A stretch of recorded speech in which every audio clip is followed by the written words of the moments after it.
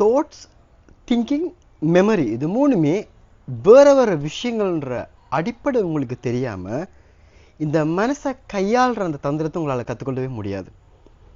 இந்த தாட்ஸ்ன்றது எண்ணங்கள், திங்கிங்ன்றது சிந்தனை, மெமரின்றது உங்களோட ஞாபகம்.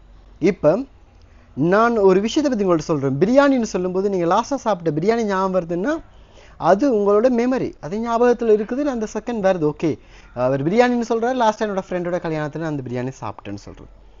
இப்போ எண்ணங்கள் வருது. இப்போ எண்ணங்களில் ஒரு 2 வகையாக நம்ம சொல்லலாம். நான் சொல்ல போகிறது நல்ல எண்ணங்கள், கெட்ட எண்ணங்களை பற்றி இல்லை. இப்போ எண்ணங்கள்னு சொல்லும்போது ஒரு விஷயத்தை பற்றி நான் உங்களுக்கு ரிமைண்ட் பண்ணி இல்லை அந்த விஷயத்தை பற்றி ஒன்று பேச ஆரம்பிக்கும்போது, இப்போ பணம் சம்பாதிக்கிறது ரொம்ப கஷ்டம் இல்லைன்னு சொல்லும்போது பணம் சார்ந்த ஒரு எண்ணம் வருதுன்னா நான் உங்களுக்கு அந்த தாட் ப்ராசஸை கொண்டு வந்திருக்கேன். நான் ஒரு பென் எடுத்து கையில் காட்டுறேன், அந்த பெண்ணுன்னு சொன்னோன்னு உங்கள் வீட்டில் இருக்கிற பெண் உங்களுக்கு ஞாபகம் வருது, இல்லைன்னா உங்கள் கையில் இருக்கிற நீங்கள் யூஸ் பண்ண பெண்ணு ஞாபகம் வருதுன்னா, ஸோ அந்த பெண்ணுன்ற ஒரு ஃபிசிக்கல் ஃபார்மை பார்த்து உங்களோட புலன்கள் உங்களுக்கு கொடுத்த விஷயத்தை வச்சு உங்களுக்கு பெண் ஞாபகம் வருது. பட் எதுவுமே இல்லை, உங்களுக்கு யாரும் எதுவும் ஞாபகப்படுத்தலை, யாருமே இந்த விஷயத்தை பற்றி எதுவுமே சொல்லலை.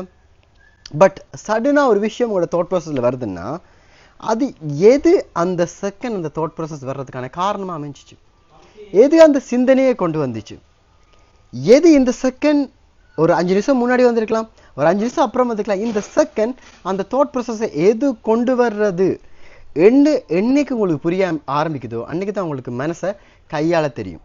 அதுக்கு தான் நான் சொல்கிறது, உங்களோட எண்ணங்கள் எங்கேருந்து வருதுன்னு தெரிஞ்சுக்கொள்ளுங்க. இப்போ நம்ம ஒருத்தர்கிட்ட படிக்க போகிறோம், மனம் சார்ந்து ஒரு விஷயத்த புதுசாக கற்றுக்க போகிறோம்னா முதல் அடிப்படை, அதோட அடிப்படை நீங்கள் தெரிஞ்சுக்கொள்ள வேண்டியது அந்த பர்சன் அதுக்கு தகுதியில் நம்புறா, அந்த பர்சனுக்கு இந்த மனசை பற்றி ஃபுல்லாக தெரியும். அப்போ முதல் கேள்வி அவங்கள்ட்ட வைங்க, எண்ணங்கள் எங்கேருந்து வருது, அதுக்கான ஆன்சர் அங்கேருந்து சரியாக வந்துருச்சுன்னா அவங்கள நம்பி உங்களோட மனசை நீங்கள் ஒப்படைக்கலாம், அவங்க உங்களுக்கு அந்த மனசை சரி பண்ணி தருவாங்க. இப்போ உங்களுக்குள்ளேயே முதல் இந்த எண்ணங்கள் எங்கே இருக்குதுன்றதை தேட ஆரம்பிக்க சொல்கிறேன். ஏன்னா அதுதான் அடிப்படை. அதை நம்ம அந்த அடிப்படை சரியாயிடுச்சுன்னா, ஒரு வீடு கட்டணும்னா அஸ்திவாரம் கரெக்டாக இருக்கணும்.